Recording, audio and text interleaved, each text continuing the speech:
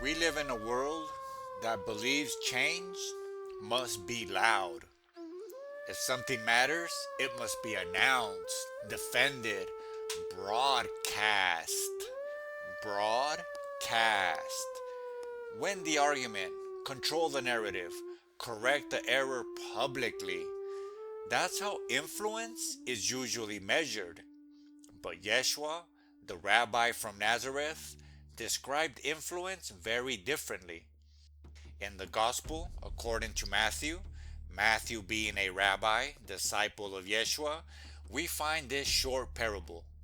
The kingdom of heaven is like leaven that a woman took and hid in 3 measures of flour till it was leavened. Matthew 13:33. It's only one sentence, but it overturns the conqueror's model completely. Leaven or yeast is small. It's hidden. You don't see it working. You mix it into the dough and then you wait. No speeches, no public victory, no visible force. Just quiet transformation from within. To the first century Jewish audience, listening to Yeshua the Nazarene teacher, this image was vivid. Leaven was a living culture, saved from a previous batch of dough. It carried life inside of it, and the amount of flour mentioned, 3 measures, was large, enough to feed many people. So the image is this: something small, something hidden, transforming something large, and it works without noise. That matters because in other moments, Yeshua uses the same metaphor in a warning. Again, recorded by Matthew, the rabbi disciple, he tells his followers, "Watch and beware of the leaven of the Pharisees and Sadducees." Later, the text explains, "Then they understood that he was not telling them to guard against the yeast used in bread, but against the teaching of the Pharisees and Sadducees."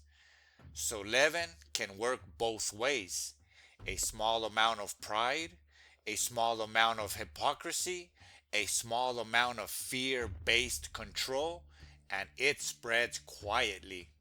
The Apostle Paul, Paul the Pharisee, trained under Gamaliel, who later became an emissary of Yeshua, uses the same image when writing to the Corinthians. A little leaven leavens the whole lump. Small things spread. That is the principle.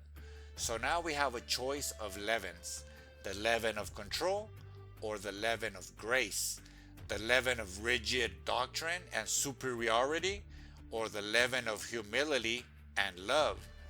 Both work quietly, both spread, but only one nourishes.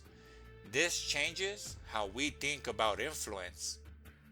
Most of us were taught that if we care about truth, we must argue for it, defend it, correct others. But you cannot argue dough into rising. You introduce the leaven and you wait. In practical terms, this means transformation in your family, your friendships, or your community will rarely come from forcing your insight.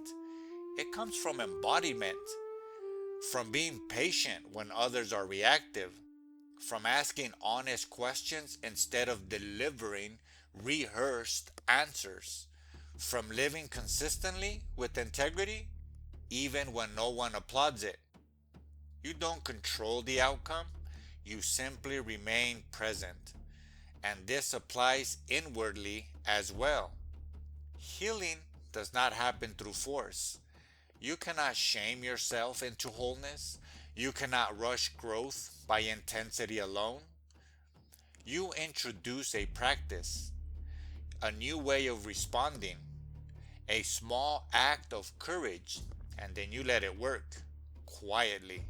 The parable ends with this phrase: till it was all leavened, not partially changed, not divided, completely transformed.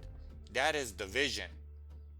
Not a faction of enlightenment people arguing with everyone else, but a quiet, pervasive shift in atmosphere. More patience, more thoughtfulness, more authenticity, and no need to claim credit for the rise. So here is the question this parable leaves us with. In a culture addicted to broadcasting and winning, what would it mean to choose to be leavened, to be the quiet influence, the steady presence, the living culture of something better? No spectacle, no force, just faithful presence hidden in the dough until everything, including us, is changed from the inside out.